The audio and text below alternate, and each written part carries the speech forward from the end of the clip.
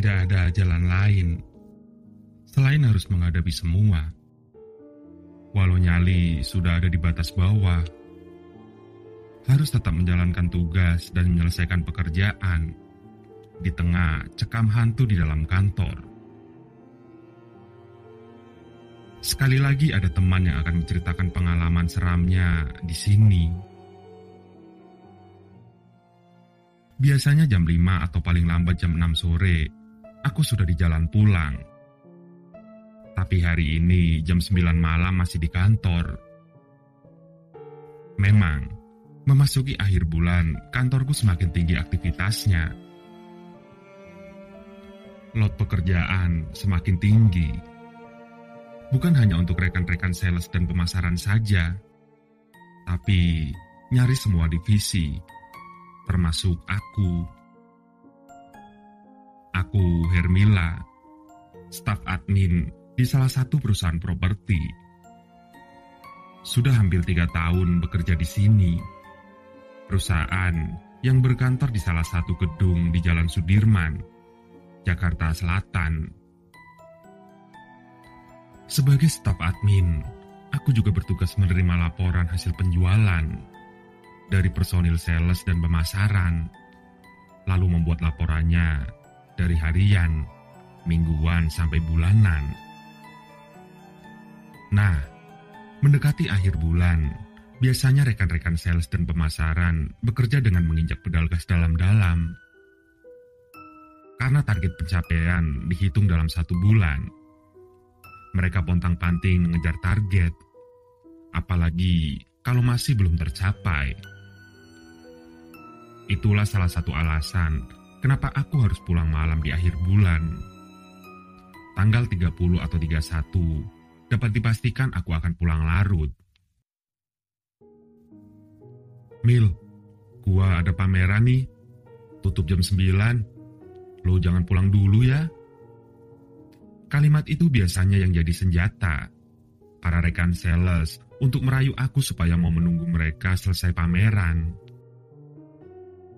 Karena penjualan hari itu harus diinput hari itu juga, agar masuk performa bulan berjalan. Bulan yang besok harinya sudah berganti. Ya sudah, aku sih sudah terbiasa dengan situasi seperti ini.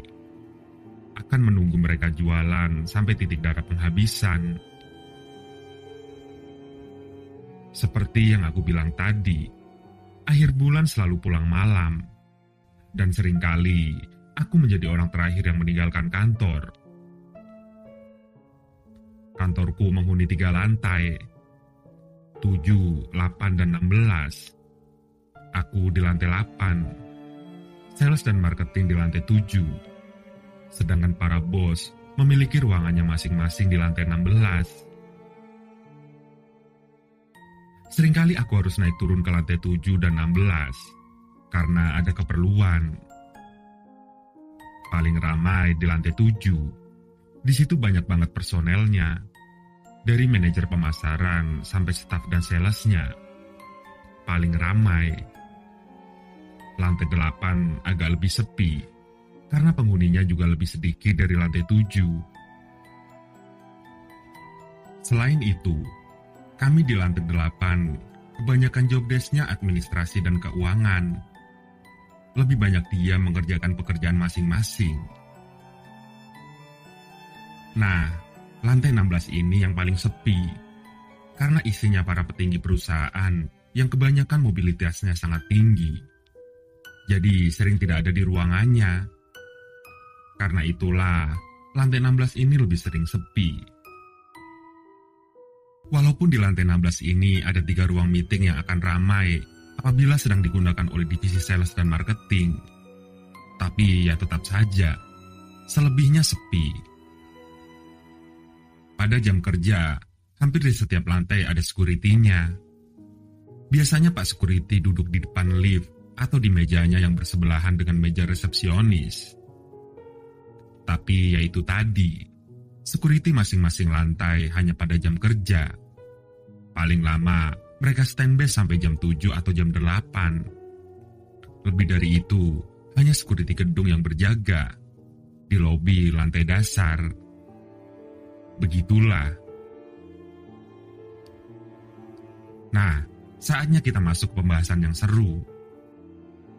Sama seperti gedung perkantoran lainnya, gedung tempatku bekerja ini juga memiliki banyak cerita-cerita aneh, janggal, atau juga seram yang beredar di kalangan karyawan. Gedung yang letaknya persis di depan kawasan GBK ini memang termasuk yang sudah lama berdiri. Termasuk gedung tua, punya banyak cerita dan sejarah panjang. Waktu awal-awal masuk, aku sudah banyak mendengar cerita-cerita seram tentang gedung ini dari Mbak Retno, rekan kerjaku yang lebih senior. Dia sudah bekerja di sini 5 tahun sebelum aku masuk. Kebetulan meja kami bersebelahan, jadinya aku lebih sering berbincang atau keluar makan siang dengannya. Coba lo perhatiin deh, kalau nanti lembur, lantai lain mana ada yang berani kerja sampai malam. Kalaupun ada, karena terpaksa. Dan paling malam jam 8. Gak ada yang berani lebih dari itu. Paling terakhir kejadian di lantai 3, ada yang kesurupan sampai pingsan. Ada juga yang cerita kalau dia ngeliat lantai 11 rame banget. Padahal udah jam 10 malam, ternyata hantu semua. Ada juga yang lagi kerja lembur, ditemenin sama kuntilanak yang duduk di sebelah dia. Serem, makanya gue paling gak mau lembur sendirian sampai malam. Begitulah beberapa penggalan cerita dari Mbak Retno. Aku yang waktu itu baru masuk kerja, jadi agak parno dan ketakutan. Tapi ya mau bagaimana lagi? Sampai akhirnya, pekerjaan memaksaku untuk pulang larut. Memaksaku untuk menghadapi peristiwa yang sungguh membuatku nyaris pingsan karenanya. Awalnya memang aku tidak pernah merasakan atau malah melihat hal-hal yang menyeramkan ketika harus lembur sampai malam sendirian. Hanya sesekali perasaan seperti ada sesuatu yang aneh, atau tiba-tiba bulu kuduk berdiri sendiri. Tapi ya hanya itu saja. Tidak ada penampakan yang aku lihat langsung. Tidak ada. Karena belum pernah merasakan atau mengalami apapun, itulah akhirnya aku jadi semakin percaya diri. Semakin tidak ada ragu untuk pulang larut malam. Sampai akhirnya aku merasakan semuanya. Mengalami hal yang aneh, janggal, sampai akhirnya sangat menyeramkan. Tidak langsung frontal, tapi perlahan-lahan, setahap demi setahap. Begini kejadian yang pertama. Entah waktu itu sudah berapa kalinya kerja sampai larut malam. Tapi yang pasti sudah beberapa bulan lamanya aku bekerja di kantor ini. Sudah 6 bulan kalau tidak salah. Jadi malam itu bukan malam pertama kali aku harus lembur. Masih ingat dalam ingatan, waktu itu akhir bulan, nyaris jam 10 malam. Di ruangan hanya tinggal aku dan Andre. Posisi duduk kami agak berjauhan, berseberangan. Aku di ujung sini, Andre di ujung sana. Tapi kami masih bisa saling melihat satu sama lain. Di antara tempat kami, ada ruang meeting kecil di sebelah kanan. Ruangan berdinding kaca yang waktu itu sudah dalam keadaan gelap. Kami asik dengan pekerjaan masing-masing. Oh iya, sebagian lampu sudah mati. Ruangan sudah agak redup karenanya. Mil, lo belum beres. Tungguin gua ya, jangan balik dulu, kata Andre dari kejauhan. Iya Andre, ini juga belum kelar, jawabku. Lalu kami kembali lanjut kerja. Suasana kembali hening. Hening, cukup lama hening. Sampai akhirnya tiba-tiba terdengar suara printer. Lo ngeprint, Re? Tanyaku. Enggak, jawab Andre. Lalu kami saling memandang sebentar. menunjukkan wajah keheranan. "Terus siapa yang ngeprint?" tanyaku. Kemudian kami melanjutkan pekerjaan, mencoba untuk tidak terpengaruh. Suasana kembali hening, sepi sampai beberapa saat lamanya. Tapi akhirnya ada sesuatu lagi terjadi. Mesin fotokopi menyala dengan sendirinya. Kembali aku dan Andre saling berpandangan dengan wajah keheranan. Tiba-tiba teleponku berdering. Ketika aku lihat layarnya, muncul nomor X Andre. "Buruan selesain, Mil. Udah aneh nih ruangan. Penghuninya mulai rese," kata Andre di ujung telepon sebelah sana, sambil agak berbisik. "Mungkin lagi error kali printer sama mesin fotokopinya, Andre." "Udah ah, gak kenapa-kenapa. Ini gue lagi nanggung nih, belum kelar," jawabku coba menenangkan Andre, dan coba menenangkan diri sendiri juga. "Ya udah, tapi gue bentar lagi kelar nih," kata Andre lagi. "Ya udah, lo duluan aja deh," jawabku. Kami lalu sama-sama menutup telepon. Kemudian suasana kembali hening dan sepi. Tapi hanya beberapa saat lamanya, sampai ada sesuatu lagi yang terjadi. Rrrr. Terdengar suara seperti itu. Lagi-lagi aku dan Andre saling berpandangan. Suara itu terdengar lagi. Setelah itu kami sama-sama kompak memandang ke ruang meeting kecil di sebelah kanan ruangan. Sepertinya sumber suaranya berasal dari sana. Ketika sedang sama-sama memandang ke ruang meeting, suara itu muncul lagi. Ternyata itu suara kursi yang bergeser sendiri di dalam ruang meeting. Roda kursi menghasilkan suara seperti itu.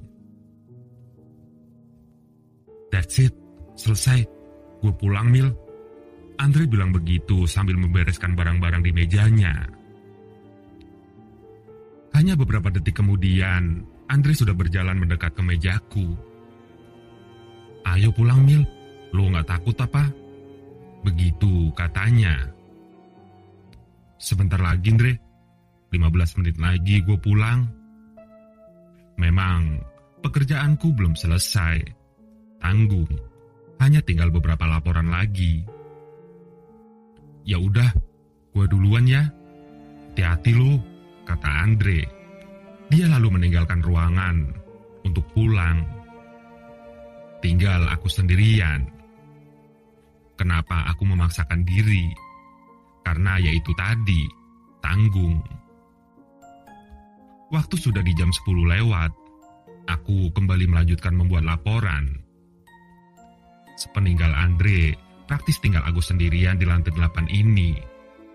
Tapi yaitu tadi, aku sudah terlalu pede karena tidak pernah merasakan hal-hal aneh di sini.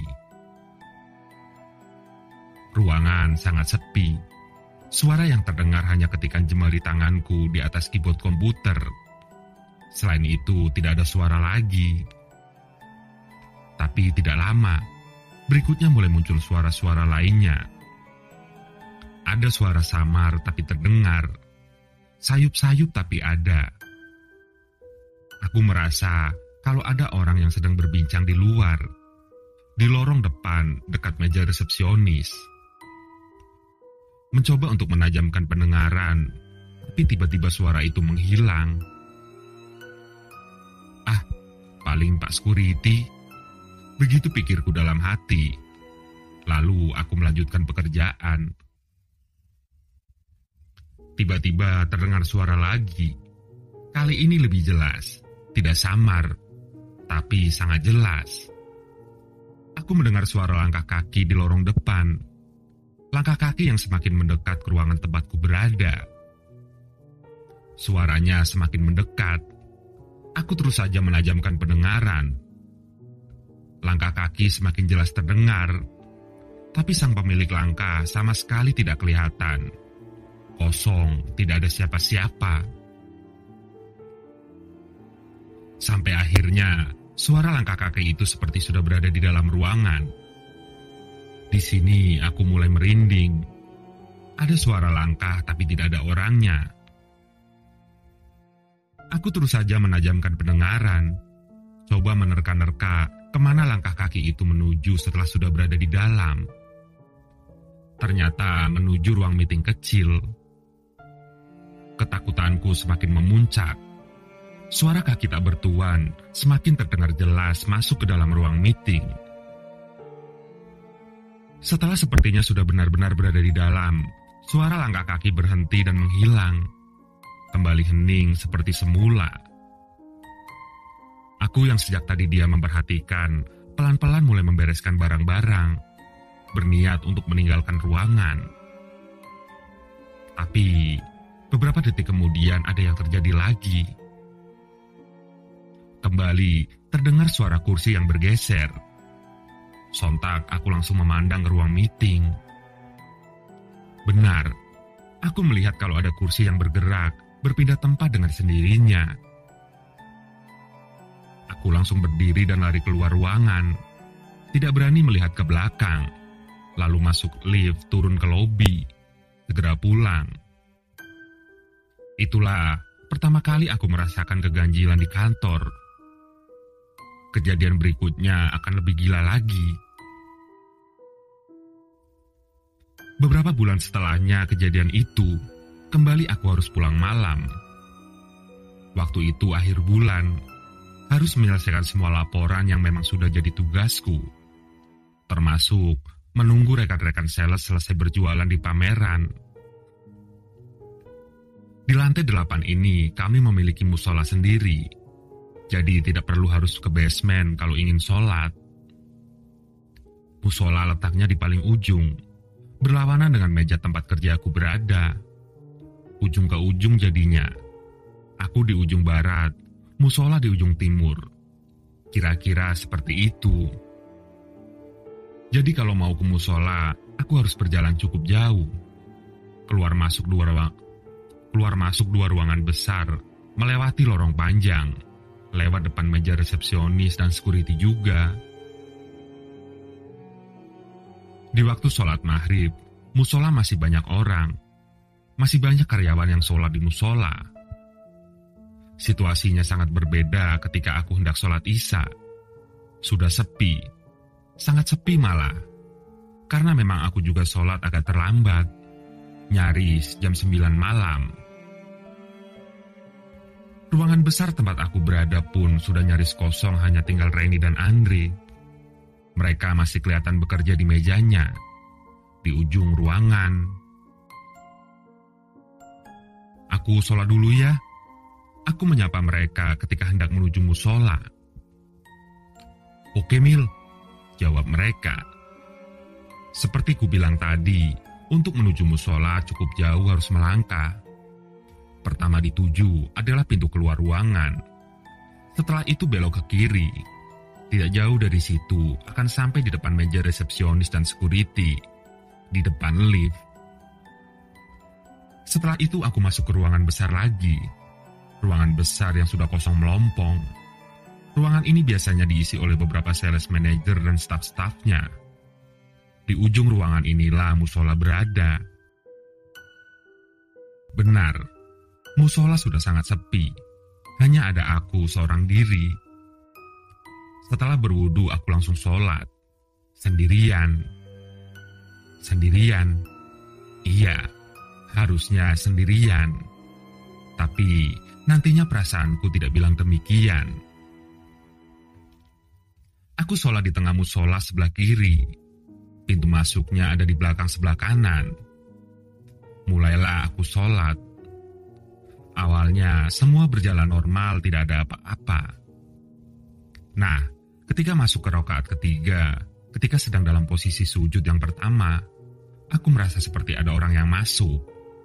Aku merasakannya. Ternyata benar. Setelah bangkit dan duduk di antara dua sujud, aku melihat ada seseorang, laki-laki, yang sedang mendirikan sholat. Dia berdiri di pojok kanan depan, mengenakan pakaian seperti karyawan pada umumnya. kemeja putih, celana panjang. Hanya sebentar aku melihatnya dari ujung mata, karena berikutnya aku harus sujud lagi. Ketika bangun dari sujud kedua inilah ada keanehan terjadi. Laki-laki itu hilang, tidak ada lagi di tempatnya. Ya sudah, masih tanpa beban aku terus melanjutkan sholat sambil berusaha untuk khusyuk. Pada rakaat terakhir, lagi-lagi ada kejadian aneh. Kali ini sudah menjurus seram ketika aku bangkit dari posisi ruku. Kaget, jantungku seperti berhenti seketika ketika sudah berdiri dari ruku. Dari sudut mata, aku melihat laki-laki itu lagi. Dia tiba-tiba muncul. Kali ini posisinya duduk bersila bersandar ke dinding, menghadap ke arahku. Sangat terlihat jelas kalau wajahnya sedang menghadap aku. Matanya memperhatikan. Jarak kami cukup dekat. Aku masih bisa menangkap semuanya walau dari ujung mata. Masih berusaha untuk tetap khusyuk, aku melanjutkan sholat yang sebentar lagi selesai. Ketika sedang duduk di antara dua sujud, sosok itu masih ada. Lebih menyeramkan malah. Karena kali ini dia memperhatikanku sambil tersenyum. Setelah itu, di sujud terakhir, aku menyelipkan doa kepadanya. Semoga sosok menyeramkan ini cepat-cepat pergi. Alhamdulillah, doaku dikabulkan. Ketika bangkit dari sujud, dia sudah tidak ada lagi. Setelah selesai, aku sempatkan untuk membaca doa dan berzikir sebentar. Selesai. Belum. Ketika aku hendak meninggalkan musola, ada kejadian lagi. Di depan musola ada lorong panjang. Ke sebelah kiri ada ruang meeting besar, lalu buntu. Tidak ada jalan lain. Ke kanan menuju ruangan besar yang aku ceritakan di awal tadi. Menuju pintu keluar juga. Ketika sedang berada di depan musola memakai sepatu, aku menoleh ke ujung lorong sebelah kanan. Karena ada yang menarik perhatian. Ternyata ada seseorang sedang berdiri di ujung lorong, di depan ruang meeting. Lorong sudah dalam keadaan gelap, hanya mengandalkan lampu dari dalam musola dan ruang besar di belakangku. Tapi walaupun gelap, aku masih bisa melihat sosok itu. Seorang laki-laki yang berperawakan dan pakaiannya persis sama dengan sosok yang ada di dalam musola tadi. Dia berdiri diam menghadapku. Berdiri di ujung lorong. Kali ini aku langsung balik badan dan pergi dari situ. Tidak berani menoleh ke belakang. Lari menuju pintu keluar. Aku ketakutan. Setelah sudah di luar ruangan, aku melihat ada satu security gedung yang kebetulan sedang patroli. "Ada apa, Mbak? Kok ngos-ngosan?" tanya dia. "Bisa periksa ke dalam gak, Pak? Ada laki-laki gak saya kenal ada di dalam situ," kataku. Lalu security langsung bergegas masuk. Aku memperhatikan dari luar, tidak berani untuk ikut masuk. "Gak ada siapa-siapa, Mbak, kosong," begitu katanya setelah memeriksa di dalam. "Di musola, Pak, lorong ruang meeting." Tengah berteriak, aku bilang begitu. Lalu, security terlihat berjalan masuk ke lorong musola. Beberapa menit kemudian dia keluar. "Gak ada siapa-siapa, Mbak, kosong. Musola kosong. Ruang meeting juga kosong. Cuma Mbak doang tadi, gak ada siapa-siapa lagi." Satu-satunya pintu keluar dari musola dan ruangan itu hanya pintu di mana aku sedang berdiri berbincang dengan Pak Security ini. Tidak ada jalan keluar lain. Lalu, siapa laki-laki tadi? Berikutnya aku mengalami kejadian yang menurutku sangat menyeramkan. Terjadinya baru beberapa minggu yang lalu. Masih sangat menempel dalam ingatan. Karena adanya pandemi COVID-19, kantorku menerapkan WFH. Tapi WFH tidak setiap hari. Kami bergantian WFA dan WFO dengan rekan kerja lainnya. Inilah sebabnya kantorku menjadi sepi. Hanya beberapa karyawan saja yang bekerja di kantor secara bersamaan. Waktu itu akhir bulan, hari Kamis malam Jumat. Mumpung sedang di kantor, aku berniat untuk menyelesaikan semua laporan. Karena kalau dikerjakan di rumah menurutku lebih repot. Lebih enak menyelesaikannya di kantor. Hari yang sangat melelahkan.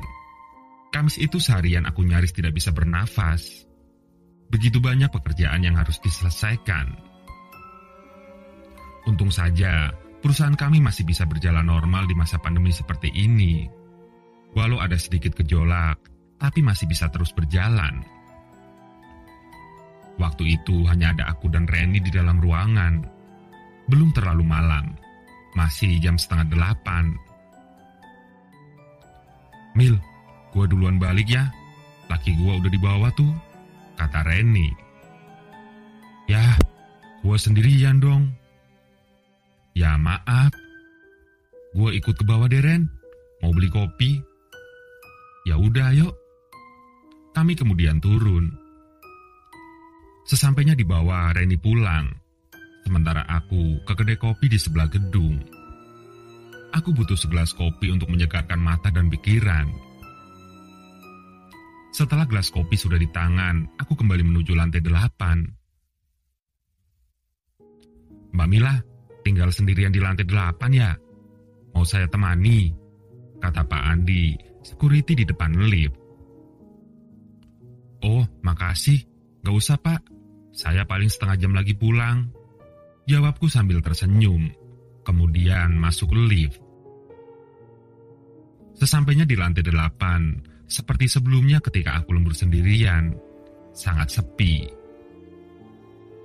"Ah, buruan selesaiin kerjaan biar cepet pulang," gumamku dalam hati.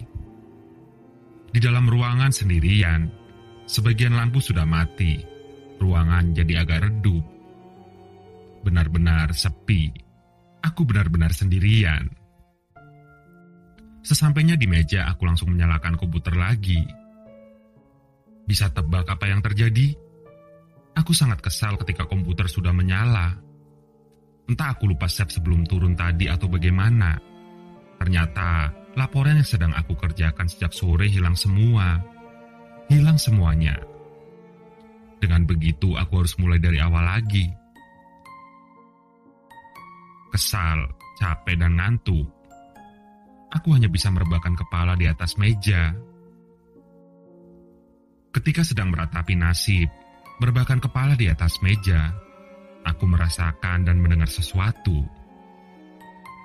Aku merasa kalau ada seseorang yang sedang berdiri di belakang. Perasaanku bilang demikian. Tiba-tiba bulu kuduku berdiri. Perasaan semakin tidak enak. Sampai akhirnya aku mendengar sesuatu.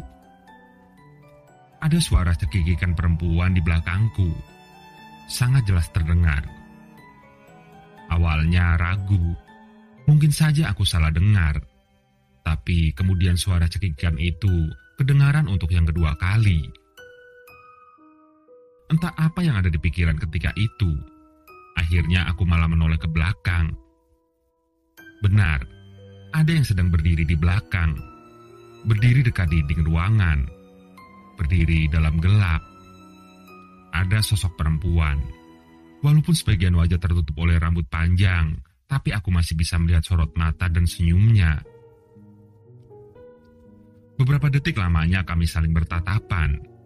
Sampai akhirnya, sekali lagi sosok itu mengeluarkan suara cekikikan. Sontak, aku langsung lari keluar ruangan, menuju lift, turun ke lobi lalu pulang. Sungguh, itu adalah pengalaman yang sangat susah untuk dilupakan dalam hidupku.